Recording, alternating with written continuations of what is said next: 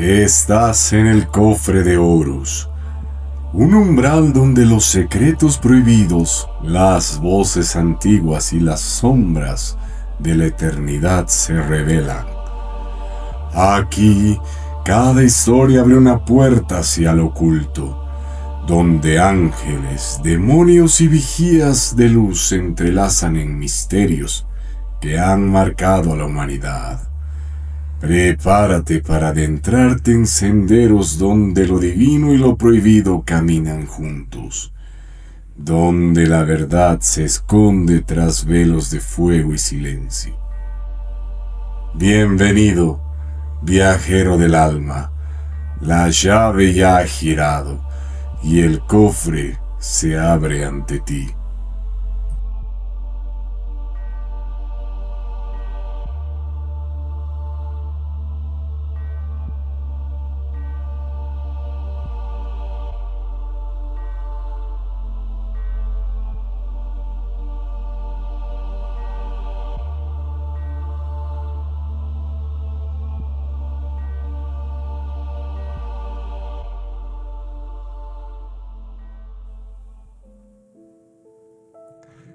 Antes de que el nombre de Salomón encendiera la crónica, hubo otro nombre que lo sostuvo como raíz y herida. Él fue David, pastor de colinas y músico de arpa, guerrero con brazo de león, rey de Israel por unción y por espada. David cargaba en la frente el resplandor del elegido y en el costado la cicatriz de los hombres que conocen tanto la gloria como el desorden del deseo. Su palacio respiraba salmos y aceros. Su reino, unificado a pulso, latía como una corona que combinaba la obediencia al nombre con la sangre vertida en campaña. En ese palacio comenzó la historia que marcó el origen de Salomón. David vio a Betsabé bañándose en la azotea. Ella era la mujer de Urías elitita, un soldado fiel. El antojo abrió una grieta y Betsabé fue llevada a la cámara del rey, y el secreto con David se volvió una deuda. Para cubrirla, Urías fue enviado al frente más duro y no regresó. En batalla murió, ordenado por David. Cuando el profeta Natán señaló el pecado con una parábola de hierro, el palacio conoció el golpe de la verdad. Hubo un arrepentimiento, hubo ceniza, y el primer hijo nacido de aquella unión vio. El aire de Jerusalén guardó ese duelo como una nota grave para el olvido. Después de un tiempo, de la misma relación, llegó Salomón. No cargó el nombre del escándalo, sino la de la señal de una promesa rehecha. Los escribas conversaron que Dios lo llamó Jedidías, amado del Señor, como si la historia sin borrar la mancha encendiera sobre ella un sello de favor. El niño creció entre músicos y estrategas, oyendo a su padre ajustar el arpa y el mando, aprendiendo que la voz puede aplacar a los demonios del ánimo y que la autoridad se sostiene en el equilibrio de la ley y la misericordia. Cuando David envejeció y el reino buscó una sucesión, la casa de Jerusalén vibró con conspiraciones y juramentos. Salomón fue levantado sobre una mula real y ungido junto a la fuente de Gión. El sonido de trompetas recorrió las calles como un río de latón. Heredó un trono de marfil y oro, guardado por leones tallados, y un proyecto que David no pudo consumar: la morada del nombre en el monte Moría. El nuevo rey convocó canteros, cedros y bronces. Sobre su mano un anillo grabado con un signo resplandecería como pacto. Así comenzó su reinado, en la sombra larga de un padre que fue salmo y espada, en la luz severa de una culpa convertida en promesa. en la tensión de un linaje que aprendió que la grandeza y la caída habitan en la misma casa. Sobre ese cimiento, Salomón alzaría templos de piedra y aire, y su nombre quedaría entre la historia y el misterio. Antes del día del juicio principal en aquel salón de audiencias, el camino de Salomón había atravesado sombras y designios. Cuando David envejeció, Adonías intentó adelantarse a la corona. El profeta Natán y Betsabé movieron la balanza, y el sacerdote Sadoc unió a Salomón junto a la fuente del Gihón. El sonido de trompetas trazó su destino sobre las azoteas. En los primeros meses, el nuevo rey aseguró el trono, cerró cuentas antiguas, ordenó mandos y silenció conjuros. No lo guiaba el filo, sino una petición nacida en la noche en el Gabaón. El Altísimo ofreció escoger, y Salomón pidió un corazón que escuchara. La respuesta descendió como mandato, sabiduría y abundancia. Desde entonces su nombre comenzó a relacionarse con un orden que no dependía de la fuerza. Así llegó al estrado aquel día. El recinto estaba forrado en cedro. Las lámparas de aceite alargaban su luz sobre el pavimento. 12 leones tallados guardaban los peldaños. Los escribas prepararon tablillas. Los levitas a lo lejos sostenían el pulso del templo con un canto tenue. 2 mujeres subieron con un solo niño. Ningún testigo, ninguna marca, nada que resolviera el litigio. Ambas mujeres se contradecían por la propiedad del niño con una precisión cansada.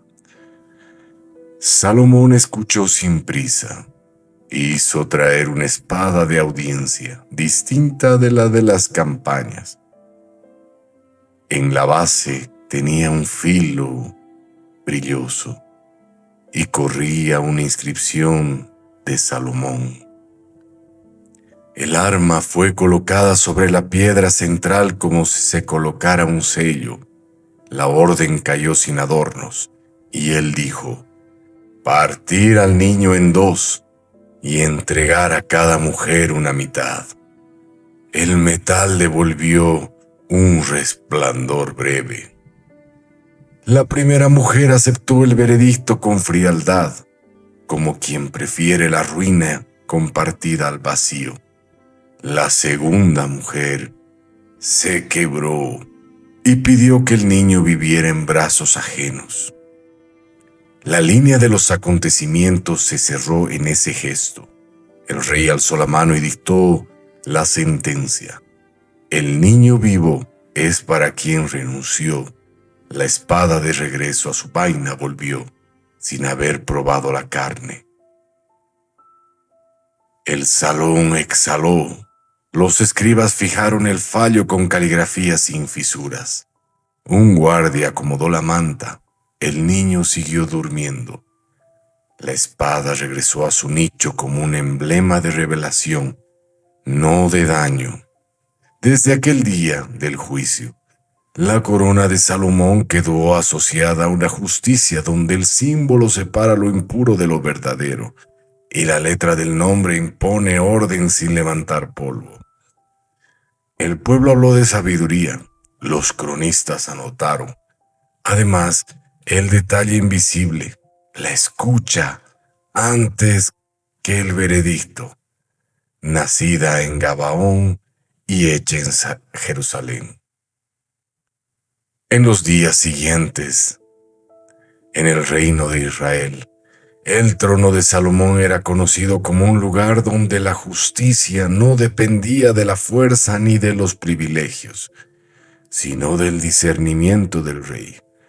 Una de las historias más célebres que nacieron en aquel tiempo ocurrió en ese mismo momento. En la soledad del monte Moría, donde las piedras parecían recordar los pasos de Abraham y el sacrificio interrumpido de su hijo, Salomón alzó sus plegarias en medio de la brisa nocturna. No pidió riquezas ni victorias de guerra. Pidió lo que ningún rey había pedido antes: la capacidad de gobernar no solo a los hombres, sino también a las fuerzas invisibles que rondaban en el mundo. Esa noche, mientras dormía, un ángel descendió rodeado de luz. Era un mensajero del Altísimo, y en sus manos llevaba un objeto que brillaba como oro vivo. El ángel habló: Este es el sello del pacto, forjado en el fuego del cielo y en el abismo del mar. Con él tendrás dominio sobre los espíritus caídos, los hijos de la desobediencia, no para la gloria propia, sino para levantar la morada del nombre en Jerusalén. Cuando el ángel colocó el anillo en la mano de Salomón, él sintió un fuego recorrer sus venas, pues no era un simple aro de metal, no. En su superficie estaban grabados símbolos que ningún hombre había visto jamás.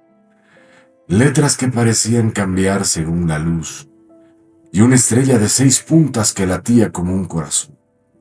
Pues este, señores y señoras, era el sello de Salomón y el vínculo entre el cielo y la tierra. Con aquel anillo, el rey podría invocar y someter a los espíritus rebeldes, pues bastaba alzarlo hacia los cielos para que los demonios temblaran, y bastaba señalar el suelo para que se inclinaran en obediencia. La tradición diría que después de que eran 72 los demonios principales, cada uno con un nombre y un poder. Algunos dominaban el fuego, otros la piedra, todos con secretos ocultos. Algunos podían forjar los metales o mover los mares. Con ellos, pues, ningún muro sería imposible, ni tampoco ninguna columna sería demasiado pesada. Así comenzó la obra. Hiram, rey de Tiro, señor de naves, púrpuras y carpinteros de sal, recibió el pedido como se reciben los juramentos antiguos. La amistad con la casa de David estaba escrita en maderas aromáticas y en hierro batido. Pero la carta no pedía tratos comunes, sino la cooperación para levantar una morada. Salomón levantaba su anillo. Entonces desde las grietas de la tierra surgían sombras envueltas en humo, con voces que resonaban como hierro golpeado. Demonios de mirada roja cargaban bloques de piedra, levantaban portones de bronce y moldeaban el oro como si fuera cera. El pueblo miraba con asombro. De día los hombres veían avanzar la obra con manos mortales. De noche quienes espiaban desde las colinas decían que las lunas extrañas recorrían los muros y que figuras colosales, invisibles al mundo, ayudaban en secreto. Cada uno de los demonios se inclinaba ante el anillo, incapaz de romper el pacto. Algunos intentaban rebelarse, pero el sello ardía y los consumía con dolor. Así fue que uno a uno los 72 fueron sometidos. Salomón no los esclavizó sin más. Les arrancaba sus nombres y sus saberes, y con ellos les ordenaba que tallaran, levantaran y ensamblaran el templo que debía ser eterno. Los ángeles Vigilaban desde lo alto asegurando que los demonios no desviarían la obra. Y así, en un equilibrio frágil, los tres mundos se encontraron: hombres, ángeles y espíritus caídos trabajando bajo el mandato de un solo rey. El templo poco a poco comenzó a levantarse como nunca antes se había visto. Los muros parecían resplandecer, aún sin adornos, y cada piedra llevaba el eco de voces antiguas. La gente decía que las columnas vibraban con cánticos, y que los cimientos guardaban secretos que ningún ojo humano podría descifrar. En los cuatro ángulos del monte Moria, vigías de luz tomaron puesto. Miguel, espada sin sombra; Gabriel, mensajero de anuncio; Rafael, guardián de lo curativo; Uriel, custodio del fuego. Nadie los veía con ojos de mercado, pero los cambistas sabían que el aire cerca del recinto tenía una distinta densidad y que se sentía que los arcángeles estaban al cuidado. Pero pues en medio de la gloria Salomón comprendió el peso de su pacto. El anillo era una carga, al mismo tiempo un regalo. Mientras lo llevaba, tendría poder sobre los 72, pero si lo perdía, los demonios serían libres de desatar su furia contra Jerusalén. Por eso, cada noche el rey volvía a Moría, ofrecía incienso y sangre de corderos, y renovaba su promesa al Altísimo: usar el anillo solo para la obra sagrada. Los ancianos dirían después que el templo de Jerusalén no fue construido solo con manos humanas. Fue tejido con secretos del cielo y del infierno, con piedras cargadas de oración y con sombras sometidas al sello. Por eso vibraba distinto, como si el oro mismo respirara. La piedra fue cortada lejos, donde el golpe no hería la quietud del monte, y llegó a su lugar como si recordara la forma. Los escribas registraron la llegada de Jaquín y Boaz, dos columnas de bronce bruñido que el maestro Hiram vertió en moldes como ríos detenidos. Sus capiteles, collares de granada y encajes de lazos parecían cosecha de metal.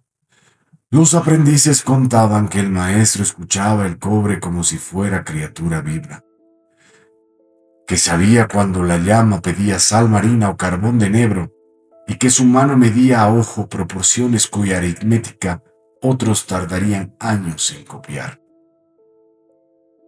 En la nave mayor, la madera de cedro quedó cubierta de láminas de oro. El reflejo multiplicó las lámparas en constelaciones domésticas. Más allá, tras el velo, el cubo sagrado aguardó el arca. Dos querubines de olivo, recubiertos, tocaron puntas de alas sobre el vacío. Al caer la tarde, los vigías vigilaban primero el perímetro. En el oriente, Uriel seguía encendiendo el borde del cielo con fuego. Al sur, Rafael retenía enfermedades como se retiene arena entre los dedos. Al occidente, Gabriel cerraba el libro del día. Y al norte, Miguel mantenía en vaina la espada, no por falta de filo, sino por exceso de orden. De Hiram se dijo que al construir su parte dejó grabado en el reverso de un broncal un motivo que las olas solo los artesanos podían distinguir. No firmó con un nombre, sino solo con un patrón. En los libros del reino quedó asentado todos los pagos, pesos y envíos. En la memoria de los oficios quedó otra cosa: el rumor que mientras el monte se vestía de santidad y dignidad, un hombre que venía del mar enseñó al cobre a hablar el idioma de Jerusalén. Y en la memoria de los místicos quedó un trazo todavía más hondo: que Dios habló y la casa respondió, que ángeles guardaron y la ciudad obedeció, y que durante un tramo perfecto lo visible y lo invisible trabajaron juntos hasta que la piedra comenzó a cantar. El anillo de Salomón quedó en la historia como el puente entre la luz y la oscuridad, un objeto nacido del pacto divino que no permite que ningún rey más sabio pueda gobernar entre los ángeles y demonios, y erigir la casa donde el nombre habitaría. Así pues, Jerusalén se volvió en el corazón del mundo, el templo y su joya eterna. Cuando las trompetas sonaron y las puertas de bronce se abrieron por primera vez, la multitud vio lo que ningún pueblo había contemplado antes. El templo de Jerusalén se erguía como un monte sagrado, hecho de piedra y oro, pero lo que guardaba en su interior era aún más grandioso. Sus pasillos respiraban un silencio que parecía vivo, y cada rincón estaba cargado de un misterio que solo los ojos iniciados podían soportar.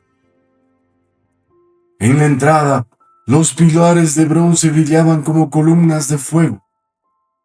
Cada visitante sentía un estremecimiento al pasar entre ellos, como si dejara atrás el mundo común y entrara a un reino donde nadie respondía a las leyes de los hombres. El aire adentro del templo tenía un peso distinto. Un olor a cedro y incienso llenaba las cámaras.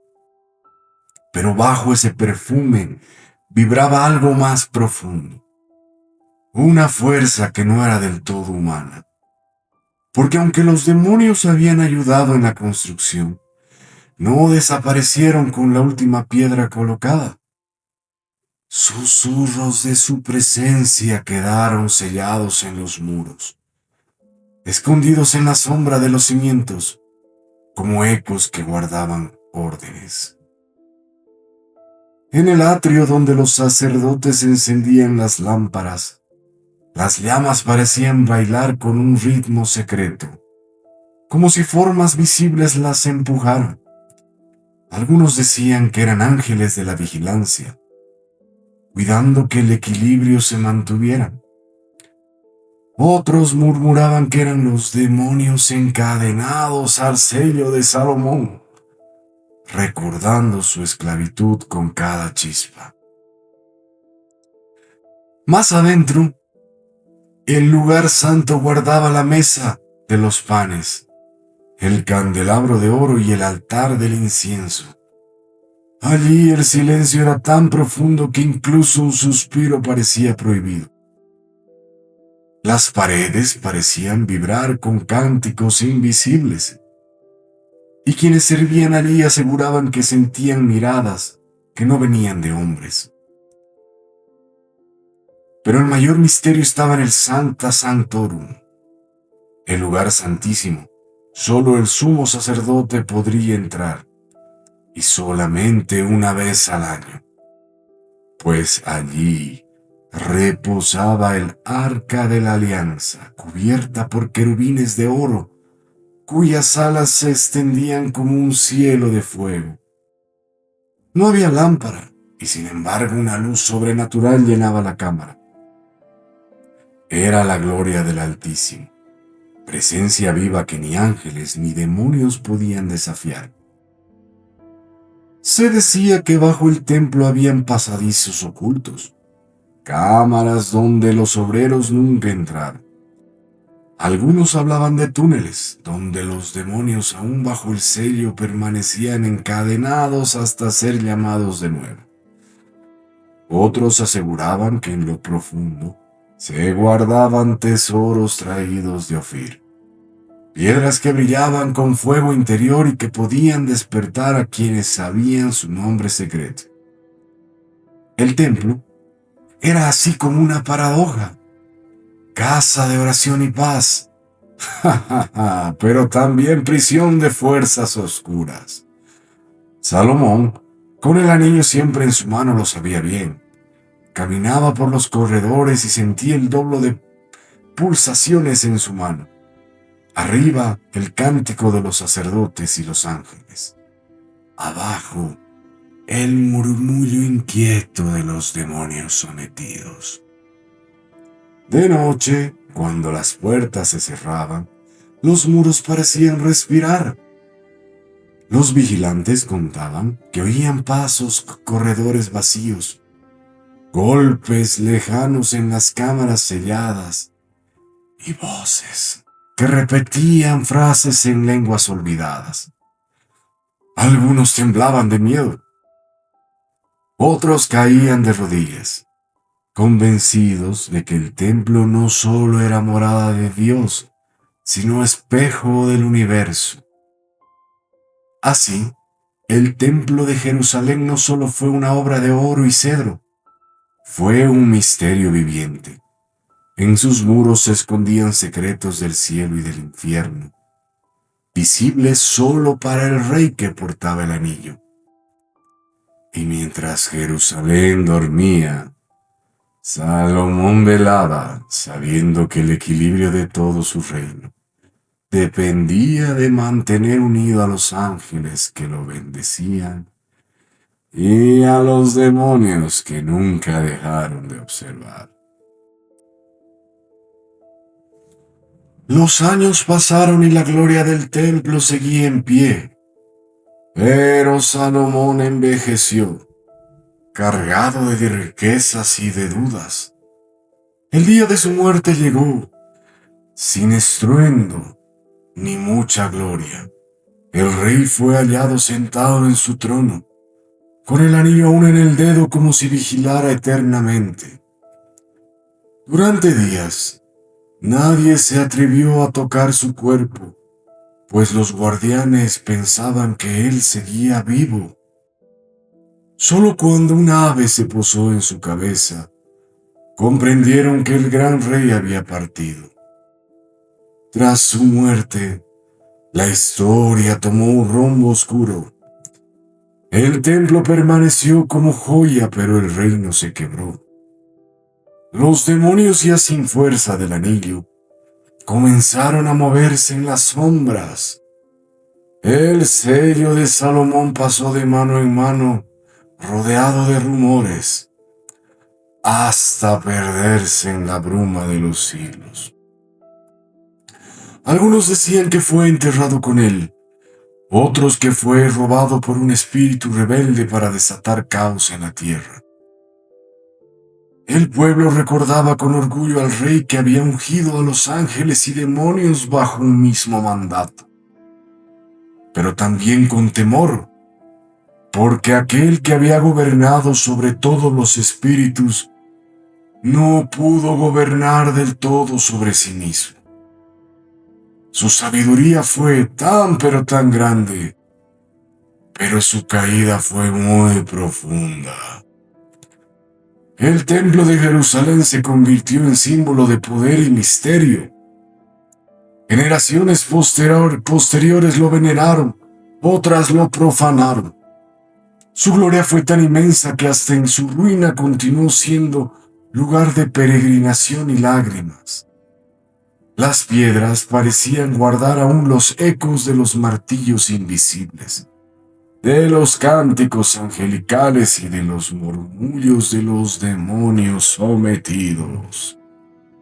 Así terminó el ciclo del rey Salomón, un hombre que tocó lo eterno y lo prohibido, que caminó entre la luz del cielo y las sombras del abismo.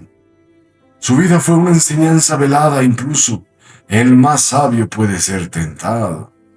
Incluso el más fuerte puede ceder. El templo fue su mayor victoria y su mayor peligro. Un testimonio que la gloria de Dios y el poder de los demonios pueden encontrarse en una misma obra, pero que el corazón humano siempre será el campo de batalla más difícil de gobernar. Y mientras las generaciones repetían su nombre, algunos afirmaban escuchar todavía en noches silenciosas un eco extraño en los muros antiguos de Jerusalén, como si los 72 demonios siguieran esperando, encadenados a la memoria de aquel anillo, aguardando el día que alguien lo alce de nuevo.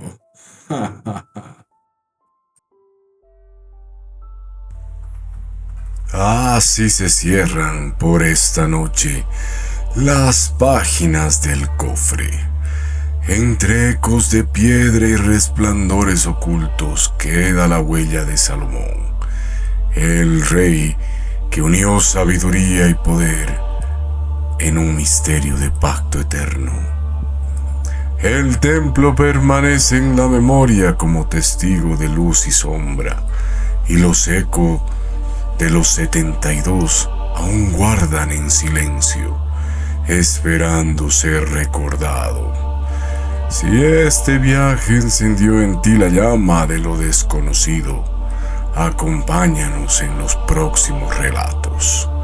Suscríbete hoy mismo al Cofre de Horus y deja que cada historia abra una nueva oportunidad hacia lo sagrado y lo prohibido.